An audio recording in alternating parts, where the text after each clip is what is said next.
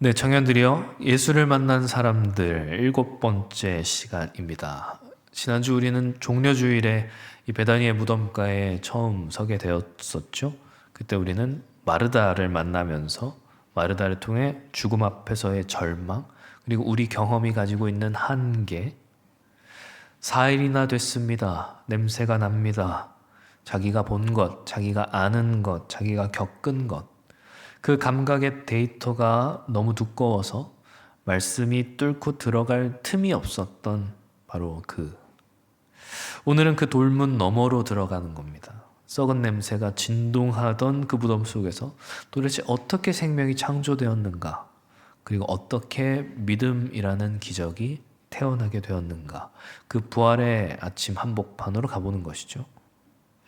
근데 한 가지 이상한 점이 있어요. 예수께서는 나사로가 아프다는 소식을 들으셨죠. 그런데 바로 달려가지 않으셨거든요. 이틀을 더 머무르셨거든요. 의도적으로 지체하셨다는 거예요. 그 사이에 나사로는 죽었죠. 장례가 치러졌죠. 사람들은 말해요. 뭐라고 말하죠? 맹인의 눈을 뜨게 한 이 사람이 그 사람을 죽지 않게 할 수 없었더냐. 맹인의 눈을 뜨게 했으면서 이건 못 막았냐. 냉소요. 비아냥이죠. 정작 그가 사랑하는 나사로는 죽게 냅두다니 라는 거죠. 근데 주님은 이때를 노리셨던 거예요. 냉소와 의심이 극에 달한 순간, 가장 많은 증인들이 확보되었던 시점, 가장 불신이 팽배한 그 현장, 그 자리를 기적의 무대로 선택하신 거였죠. 예수를 만난 사람들이라고 하는 시리즈이지만 사실 어떻게 보면 가능성으로 따지자면 예수를 만날 가능성이 0이었던 유일한 인물, 나사로. 왜요? 왜 0이에요? 죽었으니까. 흔히 나사로의 부활이라고 하면 어떤 말씀이 떠올라요? 오면 다음 절, 나사로야 나오라, 이 말씀이죠. 근데 우리가 읽은 본문은 43절이 아니라 그 전인 42절이에요. 그러니까 부활 명령보다 사실 그 전에 드린 기도를 살펴봤던 거예요. 왜죠? 우리는 오늘 기적에 집중하는 게 아니라 이 기도의 내용을 좀 살펴보기 위해서예요. 왜 기도죠? 우리는 본문을 읽을 때, 그러니까 이 이야기를 읽을 때, 죽은 자가 살아나다니 대단한 기적이야 라고 감동하고, 나사로가 살아서 참 다행이야 안도하죠. 근데 42절을 잘 읽어보면 이 기적이 나사로를 위한 것이 아니었다라는 걸 우리는 알게 된다는 겁니다. 자, 돌문이 치워졌어요. 썩은 냄새가 올라오죠. 그리고 예수님이 큰 소리로 기도하세요. 오늘 본문 이전 41절을 보면 예수께서 눈을 들어 우러러 보시고 이르시되 아버지여 내 말을 들으신 것을 감사하나이다. 여러분, 기도는 뭐예요? 보통 기도는 하나님께 우리가 뭔가를 요청하는 거잖아요. 간구하는 거잖아요. 근데 이 기도에는 뭐가 없어요? 간구가 없어요.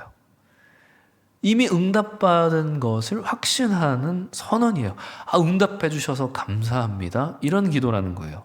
그리고 이제 오늘 본문이죠. 항상 내 말을 들으시는 줄을 내가 알았나이다.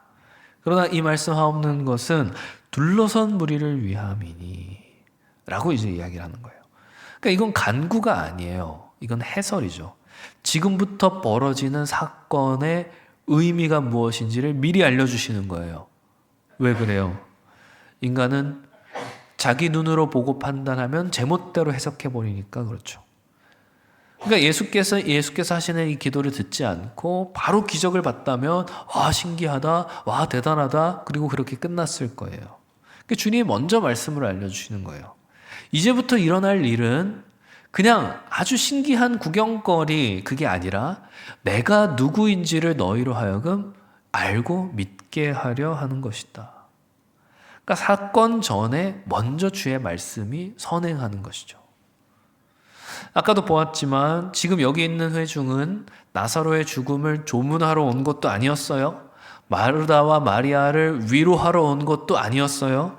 기적을 내가 목도하겠노라 그렇게 왔던 것도 아니었고, 맹인은 고친 자가 자기 친구 나사로는 못 구했대. 이거 조롱하러 온 거였어요. 근데 이 주님은 이 완악한 군중을 피하지 않으셨죠. 오히려 이들이 전부 모인 시점을 기다리셨죠.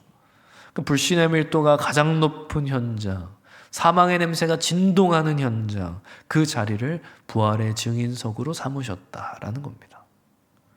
그러면 예수께서 이 무대에서 증명하시려고 하는, 보여주시려고 하는 핵심이 뭐냐?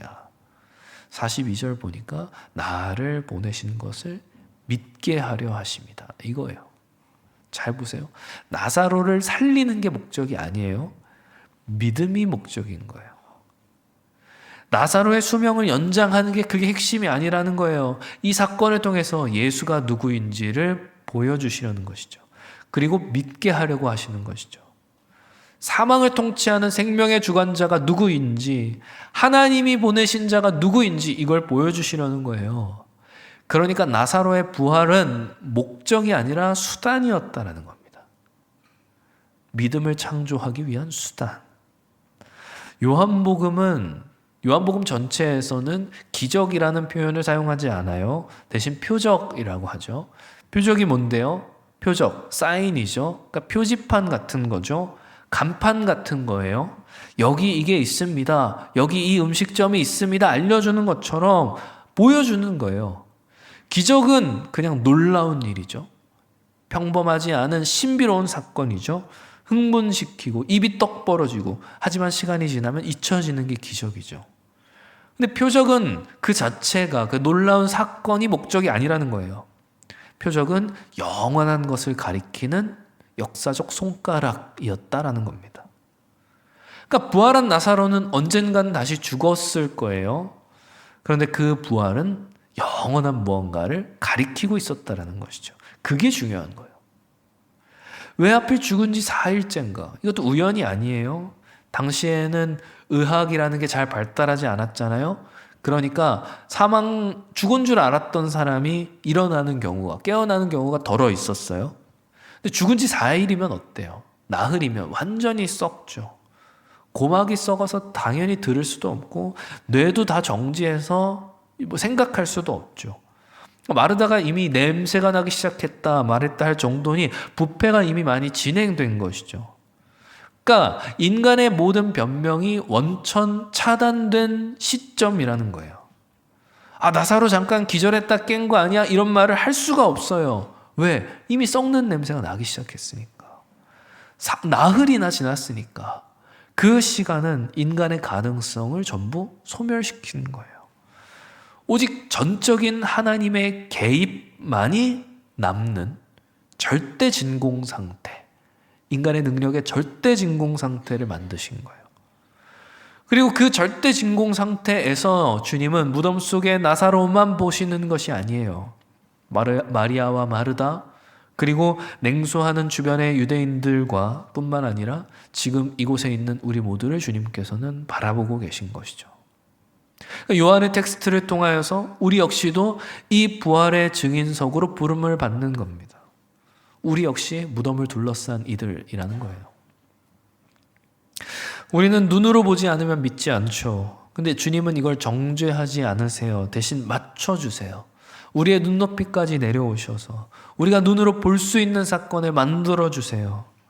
못 믿는 걸 윽박질러서 믿게 만드는 것이 아니라 볼 수 있게 하시고 믿을 수 있게 하시는 길을 열어주시는 거예요. 말씀이 선포되죠.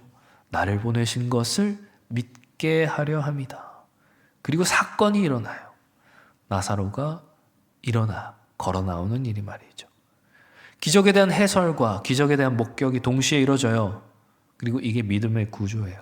말씀과 사건, 이 두 기둥 위에 세워지는 견고한 신뢰, 이게 믿음의 구조라는 겁니다. 주님 말씀하셨어요. 나사로야 나오라. 자, 여러분, 이 말씀 이 말씀 하신 분이 누구예요? 요한복음이 제일 처음에 요한이 뭐라고 하면서 시작했었어요? 태초에 말씀이 계시니라. 이 말씀이 하나님과 함께 계셨으니 이 말씀은 곧 하나님이시니라. 또 3절에서 뭐라 그랬어요? 만물이 그로 말미암아 지은 바 되었으니 지은 것이 하나도 그가 없이는 된 것이 없느니라. 태초에 말씀이 뭐 하셨어요? 만물을 창조하셨다고 하죠. 그런데 만물을 창조하셨던 그 말씀이 이제 저 썩어가는 무덤을 향하여서 선포하는 거예요. 선포되는 거예요. 만물을 지었던 그 창조의 능력으로 말이죠. 자, 여러분, 아주 상식적인 질문 하나 던져볼게요. 나사로가 예수님의 목소리를 듣고 자기 의지로 걸어 나온 걸까요? 잘 생각해 보시지요. 나사로는 죽은 지 나흘이나 된 시체예요. 고막은 썩었죠. 뇌 기능은 정지했죠. 근육은 부패하고 있죠. 그러니까 이 나사로에게, 그 죽은 나사로의 시체에게 나오라 라고 외치는 것은 저 가만히 있는 벽돌에게 야 날아라 라고 마치는 것과 마찬가지라는 거예요. 물리적으로는 불가능한 명령이죠. 왜요? 시체는 듣지 못하니까. 시체는 생각하지 못하니까. 시체는 반응하지 못하니까. 너무 당연한 상식이잖아요.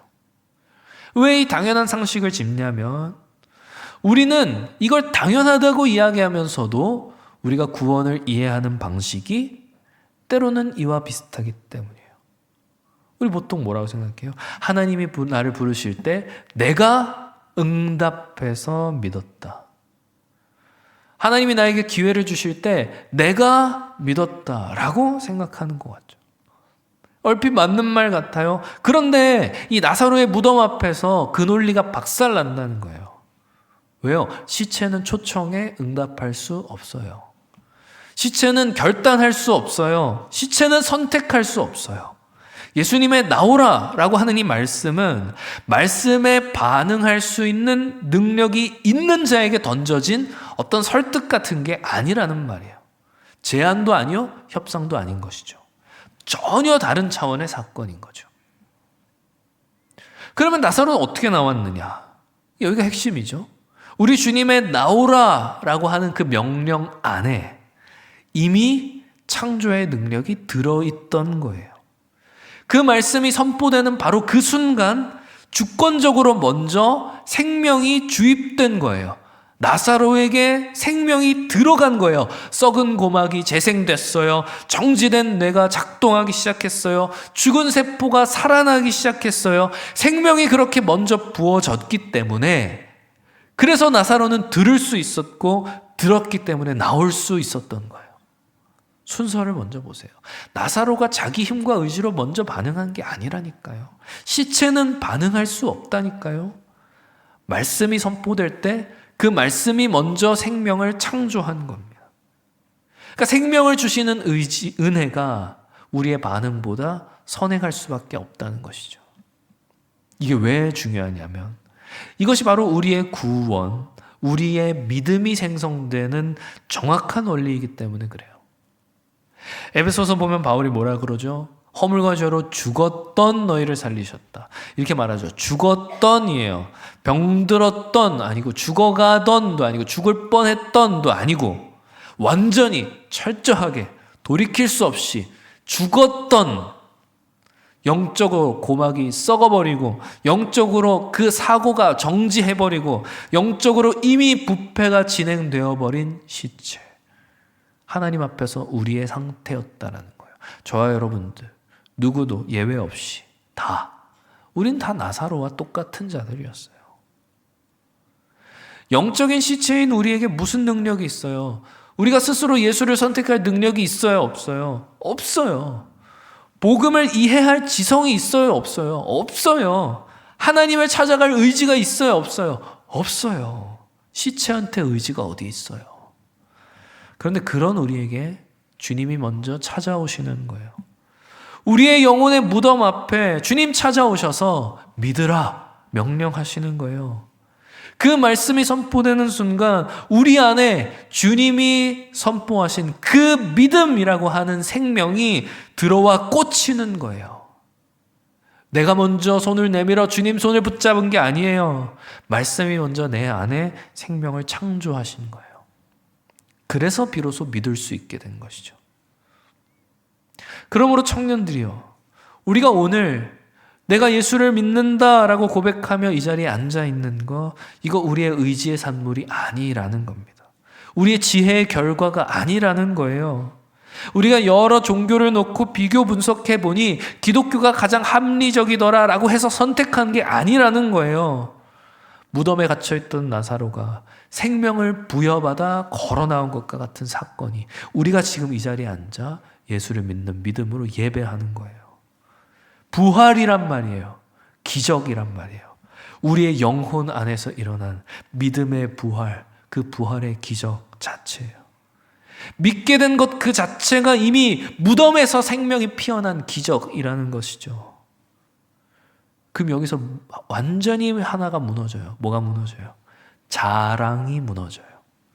우리의 믿음을 자랑할 수 있는 근거가 전부 사라지는 거예요. 생각해 보세요. 나사로가 무덤 밖에 나와서 이렇게 말할 수 있겠어요? 나는 예수님의 부르심에 내가 탁월하게 반응해서 나왔어. 저 옆에 있던 시체는 반응을 못했는데 나는 내가 반응해서 나왔어. 내 믿음 대단하지. 내 믿음 훌륭하지. 이렇게 말할 수 있겠어요?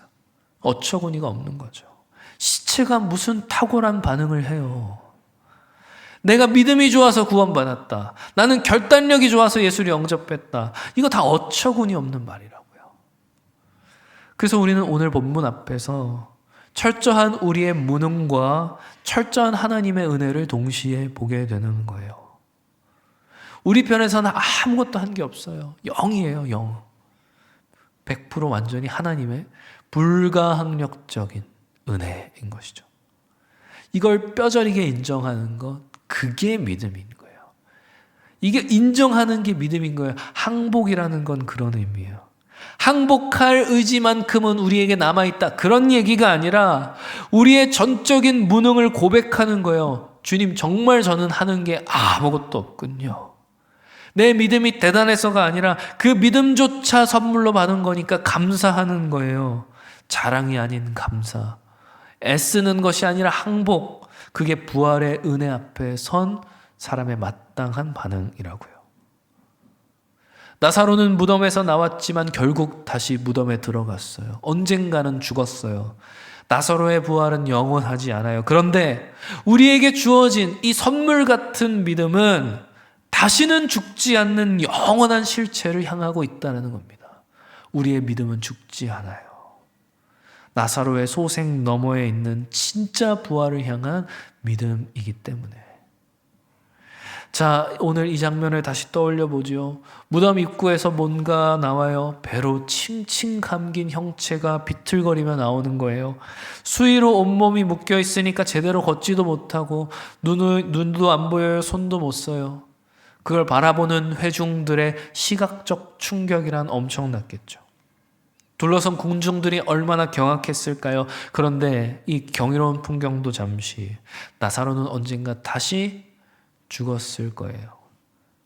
그렇다면 이 사건이 보여주는 건 뭐예요? 이 사건 전부가 아니라 그 너머에 있는 실체이죠. 이 사건은 그림자일 뿐. 진짜가 아니라 진짜를 가리키는 그림자라는 거예요. 요한복음이 이 사건을 표적이라고 부르는 이유가 바로 그것 때문이죠. 이 사건이 그림자라면, 이 사건이 손가락이라면 가리키는 건 뭐예요? 나사로의 소생 뒤, 며칠 뒤에 예수께서 무덤에서 직접 하실 일에 대한 그림자가 바로 오늘 본문의 사건이라는 겁니다. 그림자가 아무리 대단해도 실체를 대신할 수 없잖아요. 그러니까 우리의 믿음 역시도 실체를 향해야 하는 것이죠. 나사로가 어떻게 나왔어요? 나사로야, 나와라. 주님의 부르심을 받아 수동적으로 나왔죠. 자기 힘으로 나온 게 아니죠. 불려 나온 것이죠. 그런데 주님의 부활은 완전히 달랐어요. 아무도 주님의 무덤 앞에서 주님 제발 나오세요 하지 않았어요. 하지만 우리 주님께서는 자신 안에 가지고 있는 그 영원한 생명의 권세로 스스로 사망을 찢고 능동적으로 일어나신 거예요. 불려 나온 게 아니라 스스로 나오신 거예요. 나사로는 생명을 받은 자이지만 주님께서는 생명 그 자체이시기 때문이죠. 나사로는 수위에 묶여서 풀어놓으라는 주님의 명령이 있을 때에만 비로소 다닐 수 있었지만 주님은 어땠어요? 주님의 부활 장면은 어때요? 수위가 놓여져 있고 머리를 쌌던 수건도 개어져 있었죠. 우리 믿음은 죽음의 흔적을 여전히 지니고 있는 수위 입은 나사로가 아니라 수위를 벗고 부활하신 예수 그리스도께 있단 말이에요. 잘 기억하세요. 수위를 벗은 예수 그리스도를 믿는 믿음.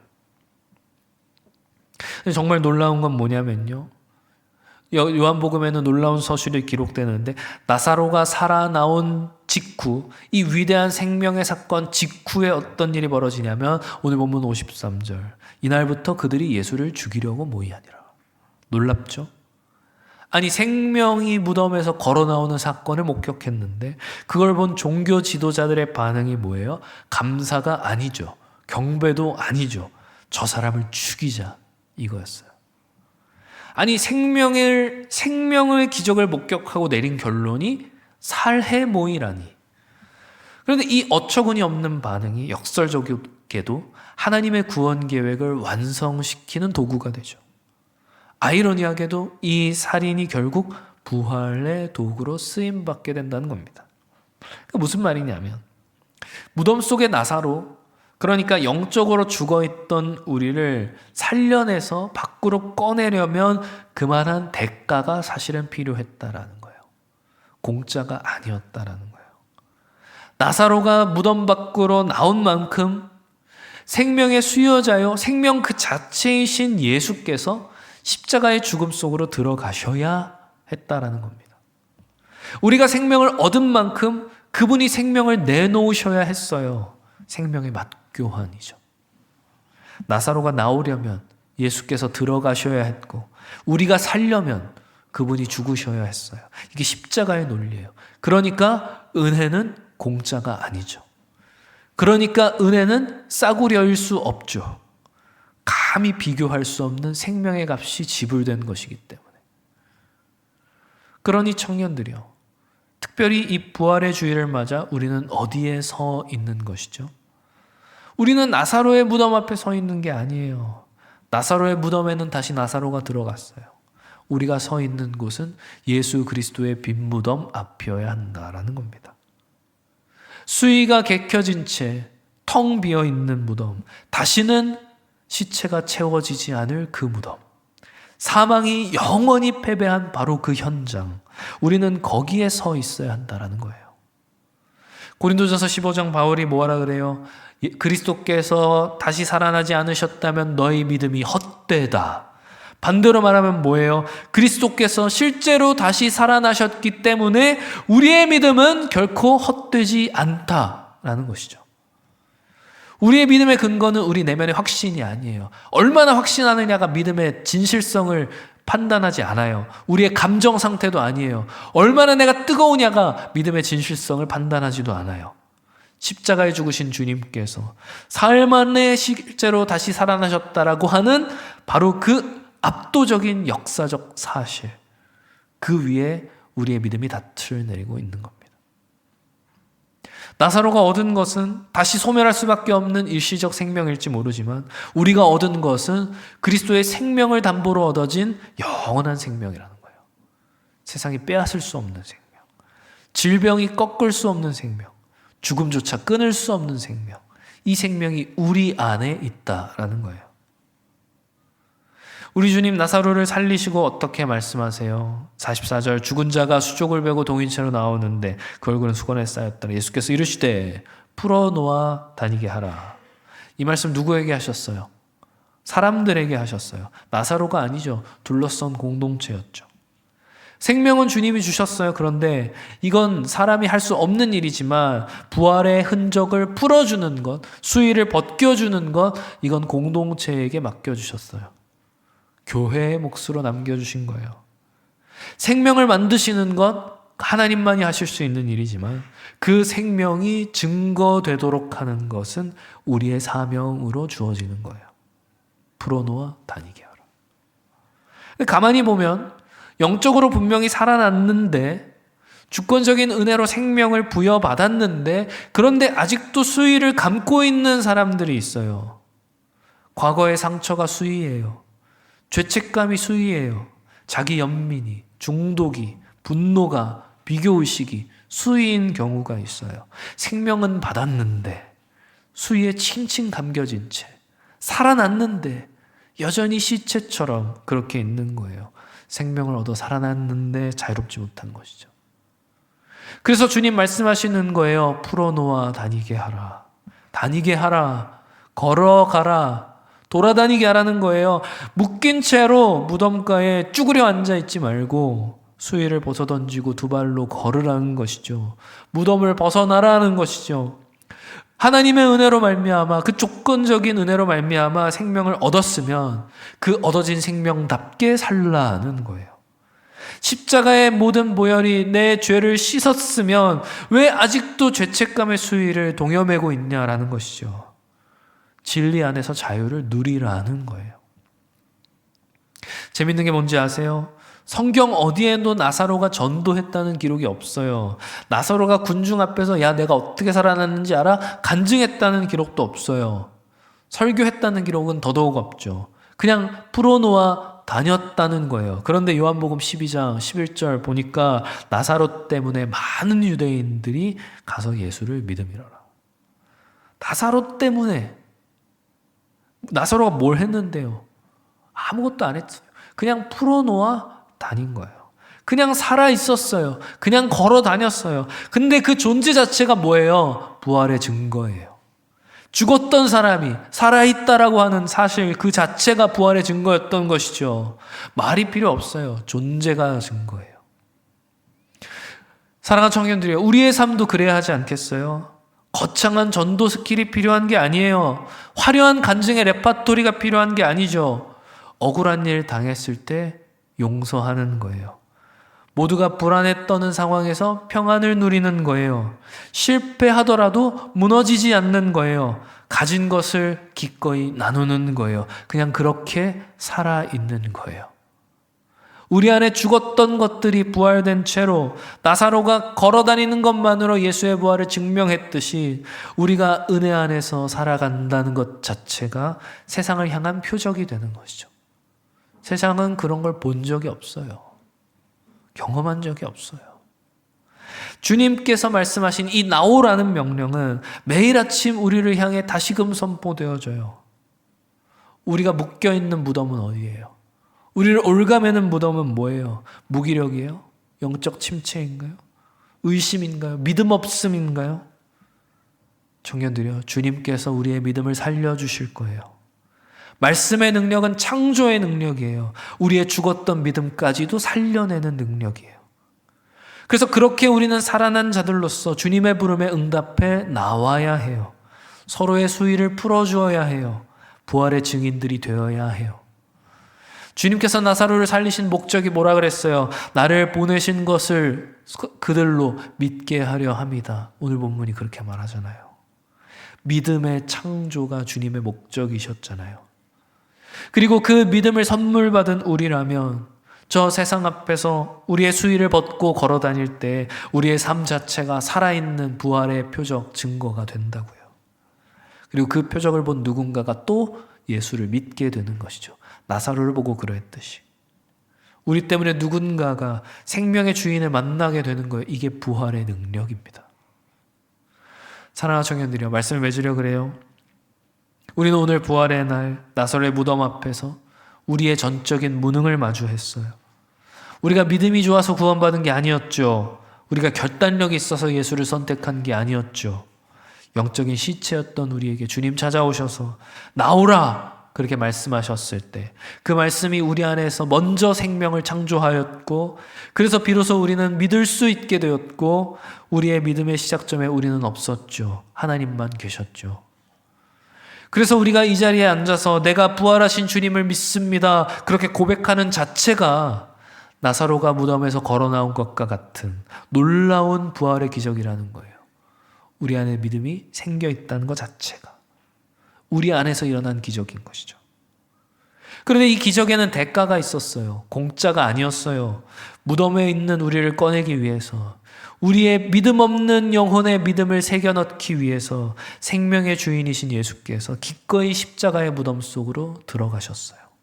나사로를 꺼내고 주님 들어가셨어요. 우리를 꺼내시고 주님이 들어가셨어요. 우리가 생명을 얻은 만큼 그분이 생명을 내어놓으셨어요. 하지만 청년들이요, 그 주님, 우리 주님 사흘째 되던 날 수위를 개켜놓고 스스로 일어나심으로써 우리 안에 심겨진 이 믿음이 결코 헛되지 않다는 것을 역사적 사실로 증명해 주셨어요. 그러니 청년들이여, 이제 더 이상 우리는 수위를 칭칭 동여감고 무덤가를 서성일 이유가 없는 겁니다. 과거의 상처를 붙잡고 주저앉아 있을 이유가 없는 거예요. 우리 안에 영원한 생명이 있어요. 세상이 빼앗을 수 없는 주님이 새겨주신 생명이 있어요. 그 생명을 믿고 일어나세요. 그리고 살아가세요. 그 생명을 풀어놓아 다니게 하세요.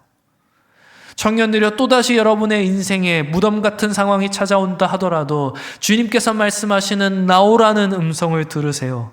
그 말씀 붙잡고 다시 일어나오는 거예요.